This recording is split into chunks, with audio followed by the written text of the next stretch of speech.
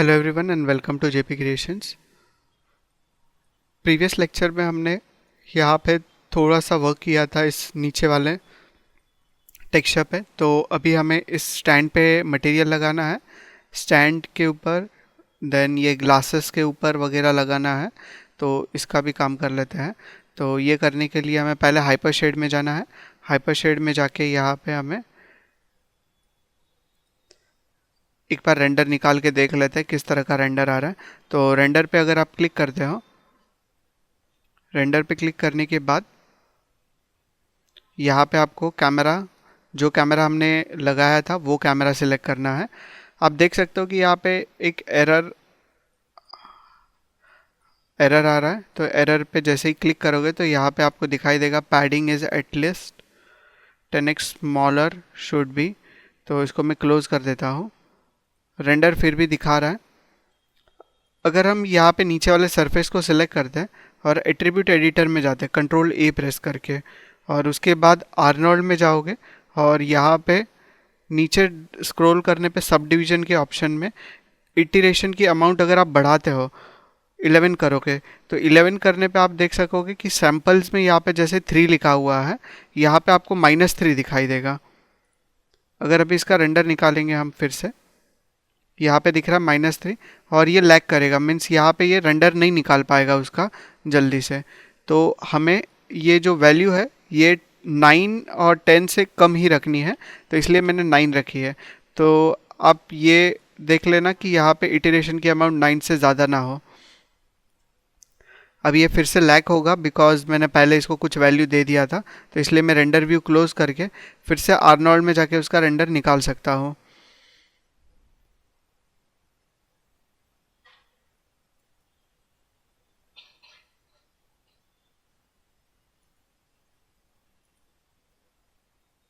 Arnold पे click करेंगे and render पे क्लिक किया फिर से।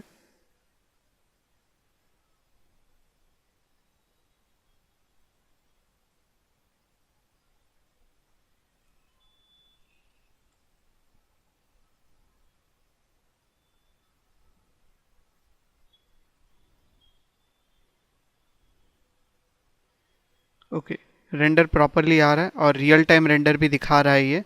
तो अगर इस तरह से कुछ नहीं हो रहा तो आप वहाँ पे जाके वो चेंजेस कर सकते हो जैसे मैंने आपको बताया है। तो इसको मैं क्लोज़ कर देता हूँ। यहाँ पे कोई एरर नहीं आएगा, ये पहले के जो एरर्स है वो दिखा रहा है बिकॉज ऑफ सैम्पल्स दिखा रहा था वो। इसको क्लोज़ कर देते हैं। क्लोज़ करने के बाद नेक्स्ट अभी हमें स्टैंड के ऊपर मटेरियल लगाना है। स्टैंड पे मटेरियल लगाने के लिए फिर से हमें हाइपर शेड ओपन करना है। हाइपर शेड के अंदर देख लो कि आपने स्टैंड के लिए कोई मटेरियल बनाया है क्या। अगर पहले कोई बनाया हुआ रहेगा तो उसको मैं डिलीट कर देता हूँ। ये वायर है, ये स्प्रिंग है, ये व्हील्स के लिए है। इसको हमने रीनेम नहीं किया है। ये किसके लिए अप्लाई किया था हम लोगों ने, मेंशन नहीं है यहाँ पे। राइट क्लिक करके असाइन मटेरियल कर सकते हैं हम लोग इसके ऊपर, स्टैंड के ऊपर। अगर सिलेक्ट करके डिलीट करोगे तो यहाँ पे समझ में आ जाता है कि किसके लिए क्रिएट किया हुआ था। तो ये टायर के लिए था। तो यहाँ पे हमें टायर को फिर से सिलेक्ट करना है। यहाँ पे टायर्स को सिलेक्ट कर सकते हो और टायर्स को सिलेक्ट करने के बाद राइट क्लिक करके रखो और assign material to viewport selection.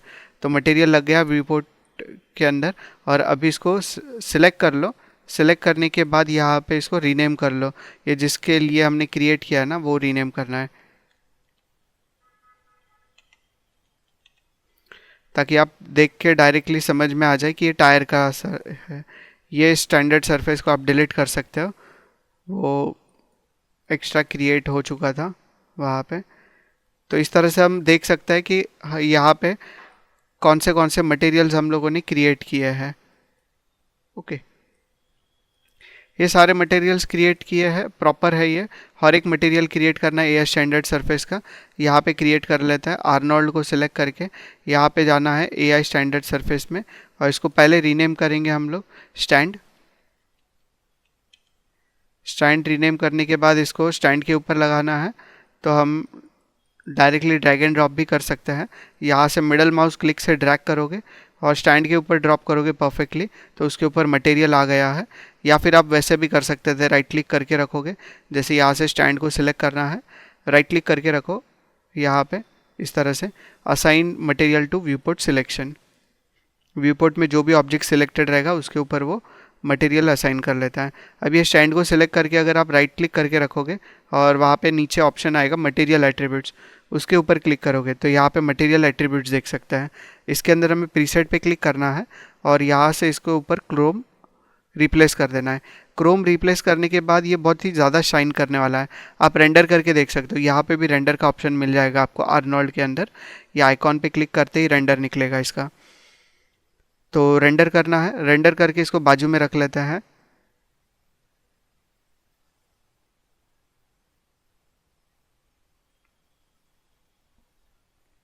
अगर मैं सीन को थोड़ा सा जूम करूँगा तो आप देख पाओगे यहाँ पे क्रोम दिख रहा है ये, तो ये क्रोम नहीं दिखना चाहिए। शिफ्ट होल्ड करते हुए इसको इतना इतना ही मैं सिलेक्शन करता हूँ ताकि सिर्फ इतने मटेरियल को वो रेंडर करके दिखाया हमेशा, जो भी अपडेट रहेगा वो। तो कलर्स में इसमें डार्क देखना चाहता हूँ क्योंकि जो आयरन रहेगा वो आयरन इतना ज़्यादा शाइन नहीं करेगा, एंड मेटेलिक में वो मेटल तो रहेगा पर रफनेस उसके ऊपर रहेगी। तो यहाँ पे रफनेस उसके ऊपर थोड़ी सी ऐड कर दी ताकि रफ दिखाई दे। थोड़ी सी रफनेस ऐड कर सकते हो इस तरह से। रफनेस ऐड करने के बाद कलर थोड़ा सा और डार्क कर लिया ताकि ब्लैक कलर में दिखाई दे स्टैंड। ओके, तो ये ब्लैक कर दिया हम लोगों ने, अच्छा दिख रहा है। इसका रिजल्ट देख सकते हो आप किस तरह का आ रहा है यहाँ पे। तो ज़्यादा शाइन नहीं होना चाहिए स्टैंड, इसलिए इतना डार्क कर सकते हैं।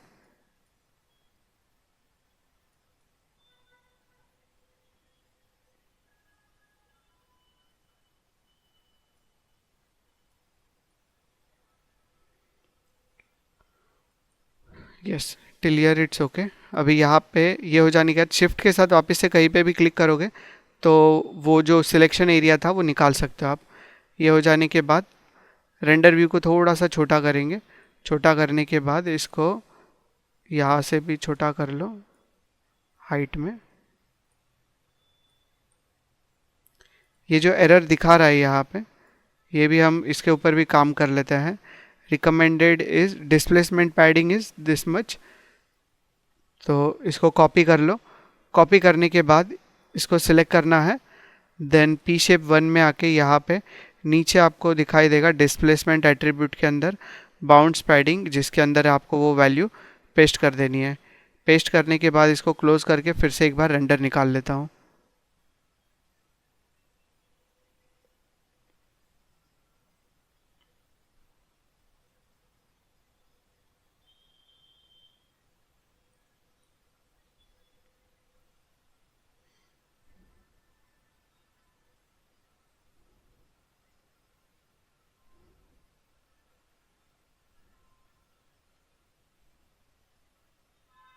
ओके, तो उसने कोई एरर अभी तक तो नहीं दिखाया है यहाँ पे।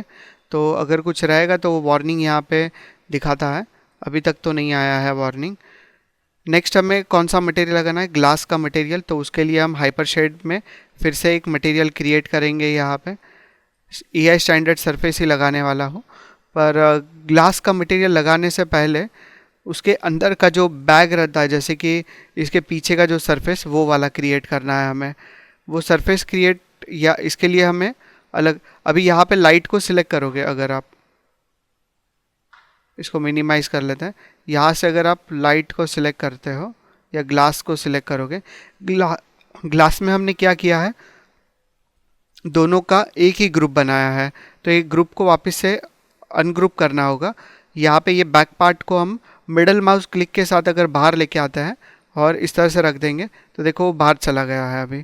तो इसको इस तरह से बाहर लाना है और इसको मिनिमाइज़ कर सकते हो। ये क्या है, फ्रंट ग्लास। तो यहाँ पे लिख सकते हो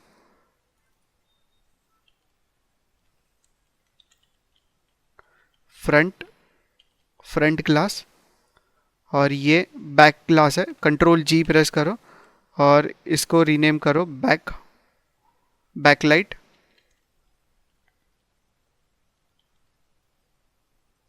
ये बैकलाइट रहेगी और वो फ्रंट लाइट रहेगी।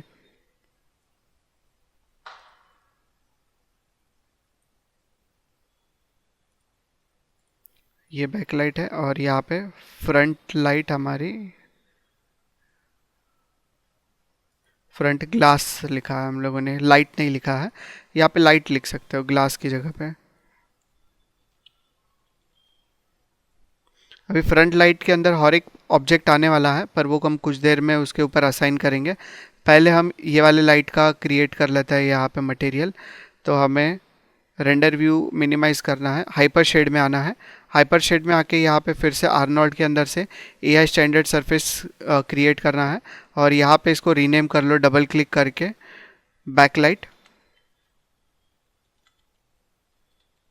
बैकलाइट रीनेम करने के बाद इसको मिडल माउस क्लिक के साथ यहाँ से इस लाइट के ऊपर ड्रैग एंड ड्रॉप कर लो, और उसके बाद ये आप यहाँ पे आओगे प्रीसेट में। यहाँ से भी चेंज कर सकते हैं प्रीसेट को, पर अगर मैं इसको सिलेक्ट करूँगा बैकलाइट को यहाँ से, फिर राइट क्लिक करके रख के यहाँ पे मटेरियल एट्रीब्यूट्स में जाता हूँ, तो यहाँ पे भी हमें एट्रीब्यूट्स दिखाई देंगे। इन एट्रीब्यूट्स के अंदर प्रीसेट पे क्लिक करना है और यहाँ पे इसको कर देना है ग्लास। इस तरह से हम ग्लास बना सकते हैं, पर हम क्या करेंगे, वैसे ग्लास नहीं बनाएंगे, इसके इसके ट्रांसमिशन में जाएंगे।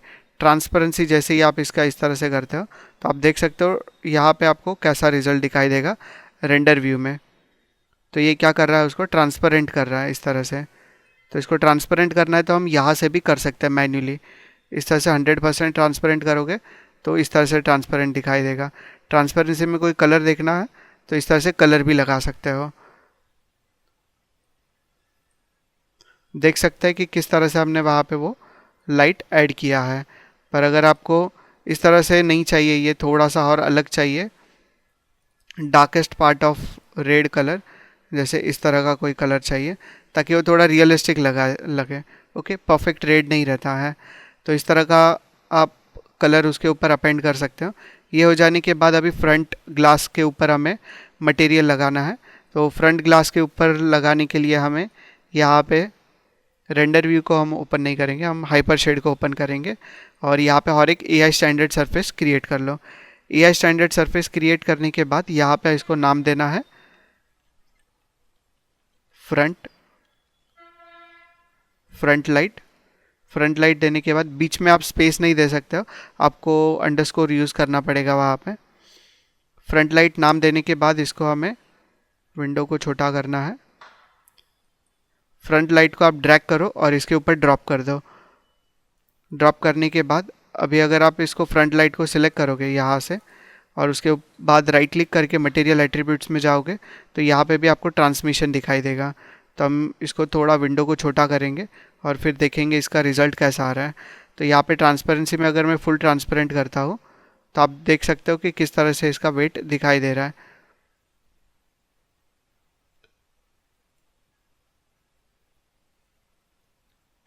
कलर में 100% कलर देखना है आपको, कोई भी कलर आप देख सकते हो इस तरह से।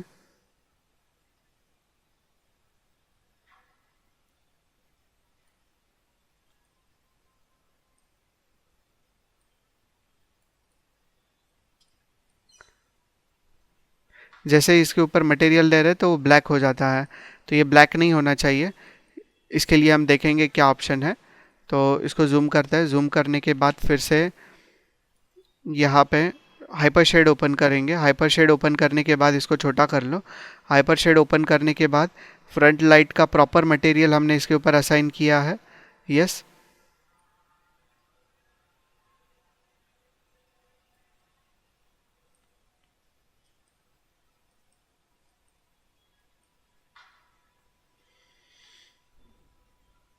ओके।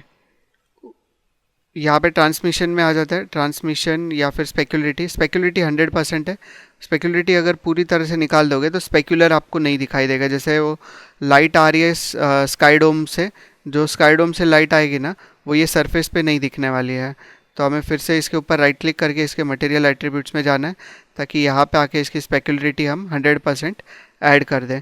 अगर ये ग्लास है और नहीं दिख रहा है तो कुछ दूसरे प्रॉब्लम्स हो सकते हैं। अगर ये ग्लास प्रॉपरली असाइन हो चुका है तो इसका रिज़ल्ट आपको यहाँ पे भी हाइपर शेड में दिखाई देगा। तो आप देख सकते हो यहाँ पे 100% ये इस तरह से प्रॉपर है। अगर मैं इसका रफनेस 0 कर दूँ तो ये बहुत ही ज़्यादा ग्लॉसी दिखाई देगा। जैसे कि आप देख सकते हैं यहाँ पे भी ये ग्लॉसी दिखाई दे रहा है। अगर हम ग्लास को सिलेक्ट करते हैं और इसको W प्रेस करके ये साइड से आगे लेके आ जाएंगे इस तरह से, तो देख सकता है कि ये प्रॉपर है यहाँ पे ग्लास। अभी कहीं पे ब्लैक दिख रहा है ये, अभी आपको कहीं पे ब्लैक दिख रहा है, मीन्स हमने प्रॉपर किया था उसको। सिर्फ ये ऑब्जेक्ट जो है ये जब अंदर चला जाता है स्कूटर के अंदर तो वो ब्लैक दिखाई देता है, बिकॉज अंदर की साइड में कोई लाइट नहीं है। ओके, तो अंदर की साइड हमें लाइट असाइन करनी है ताकि अंदर से जब लाइट आएगी तो वो थोड़ा सा ब्राइट दिखाई दे। इसके लिए हम एक लाइट क्रिएट करके देख लेते हैं। यहाँ पे आर्नोल्ड में जाना है, लाइट्स के अंदर से हमें लेना है एरिया लाइट। एरिया लाइट ले लिया और इसको ऊपर की साइड रखो। साइड व्यू में जाना है, यहाँ पे साइड व्यू में जाके इसको आप आगे की साइड कर सकते हो इस तरह से। ऊपर की साइड लेना है, फिर से पर्सपेक्टिव व्यू में चले जाओ और यहाँ से कंट्रोल ए प्रेस करेंगे तो एट्रीब्यूट एडिटर में आ सकते हैं। तो एट्रीब्यूट एडिटर में जाना है। एट्रीब्यूट एडिटर में जाने के बाद यहाँ पे हमें इस लाइट के एट्रीब्यूट्स देखना है, तो लाइट को सिलेक्ट करोगे और इसके एरिया लाइट के एट्रीब्यूट्स में जाओगे तो यहाँ से अभी जैसे ये शेप क्या है, कॉर्ड है, मतलब इस तरह से स्क्वायर टाइप में दिख रहा है, तो हमें करना है डिस्क। डिस्क करने पे इस तरह से दिखाई देगा। इसको छोटा करना है तो आर प्रेस करके भी आप इस तरह से स्केल कर सकते हो। ये फेस के थ्रू इसको मैं स्केल डाउन कर लेता हूँ। स्केल डाउन करने के बाद उसके अंदर से लाइट निकलनी चाहिए, तो यहाँ पे एक्सपोजर वगैरह दे सकते हो। तो एक्सपोजर उसके अंदर दे दिया। अभी दिख रहा है कि उसके अंदर से लाइट आ रहा है इस तरह से। लाइट की इंटेंसिटी कितनी % होनी चाहिए ये हम यहाँ पे इसको असाइन कर सकते हैं। 10% लाइट है इसके अंदर।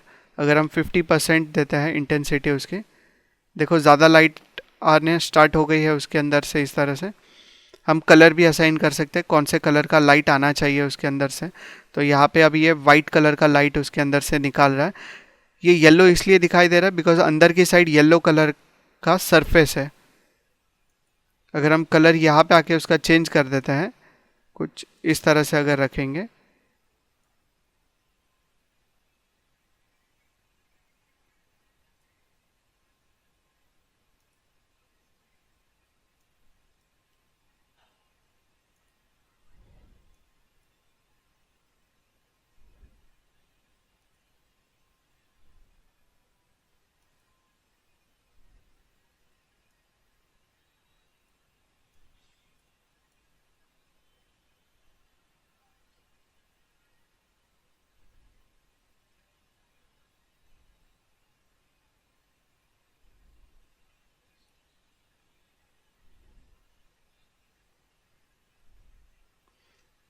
ओके। अब ये लाइट प्रॉपर दिख नहीं रही है बिकॉज ये ज़्यादा अंदर की साइड का जो लाइटिंग का एरिया है ये बहुत ज़्यादा दिख रहा है।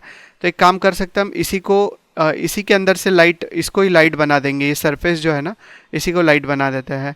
तो मैं लाइट को डिलीट कर देता हूँ। लाइट को डिलीट करने के बाद ये सरफेस को सिलेक्ट करेंगे। सरफेस को सिलेक्ट करने के बाद अगर आप यहाँ पे जाते हो हाइपर शेड के अंदर, इसको ऑफ करना है, हाइपर शेड में जाओगे तो हाइपर शेड में यहाँ पे एक ऑप्शन रहता है इमिशन। यहाँ पे आपको दिखाई देगा इमिशन। इमिशन के अंदर हम टेक्सचर भी लगा सकते हैं, पर अभी हम टेक्सचर नहीं लगाने वाले हैं। तो इसके ऊपर राइट क्लिक करके अगर हम यहाँ पे मटेरियल एट्रीब्यूट्स में जाएंगे तो इसको हमने ट्रांसपेरेंसी यहाँ पे क्या किया है, फुल। तो इसको मैं ट्रांसपेरेंसी निकाल लेता हूँ यहाँ से। इसके अंदर से इमिशन स्टार्ट करूँगा।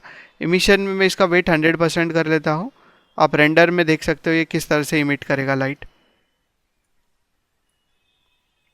तो ये लाइट इमिट करना स्टार्ट हो जाएगा और यहाँ पे इसका कलर देना है। तो इसका कलर, यहाँ पे कलर पे क्लिक करेंगे एंड देन चेंज कर देते हैं कलर को भी।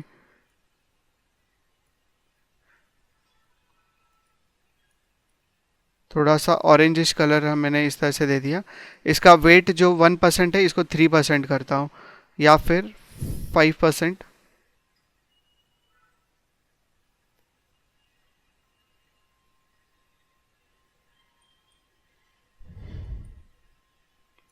रेंडर व्यू को थोड़ा सा बड़ा करके देख सकते हैं हम किस तरह से लाइट आ रहा है। यहाँ पे 5% की जगह पे और ज़्यादा बढ़ा देंगे, इसको 10% कर लेते हैं। 10% करने पे जो लाइट आएगी वो बहुत ही ज़्यादा दिखाई देगी।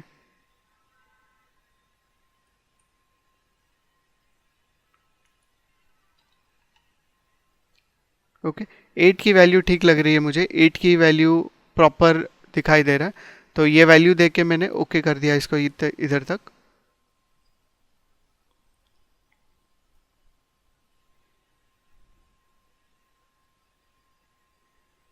ओके तो यहाँ तक हमारा वर्क हो चुका है। पीछे का लाइट अगर आपको चाहिए तो इसके अंदर से भी इमिशन लगा सकते हैं उसी तरह से रेड कलर का, पर अभी के लिए हम इमिशन लाइट नहीं देंगे।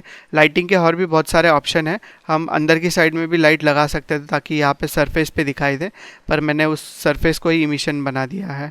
इसको सेव कर लेते हैं यहाँ तक कंट्रोल एस प्रेस करके। नेक्स्ट लेक्चर में हमें सिर्फ यहाँ पे सीट का टेक्सचर क्रिएट करना है, तो ये सीट का टेक्सचर हो जाएगा तो उसके बाद आप रेंडरिंग वगैरह इसका कर सकते हो। ओके।